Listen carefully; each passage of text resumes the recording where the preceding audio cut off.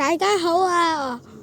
又嚟到麥克風影片，今次嚟嘅目標就係最新嘅目標，可以喺度睇沙田，還可以喺另一邊睇九龍塘、旺角東、紅磡、會展、金鐘或者灣仔一啲港島地區。我哋一般都係想嚟睇全世界，但係我哋可以睇到尖沙咀嘅鐘樓。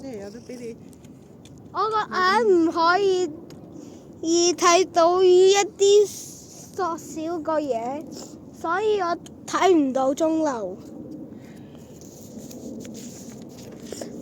大家鍾意這個景場嗎？歡迎喺留言度講俾我聽吧。下次再見啦。哎呀，我抱唔穩你㗎，青青。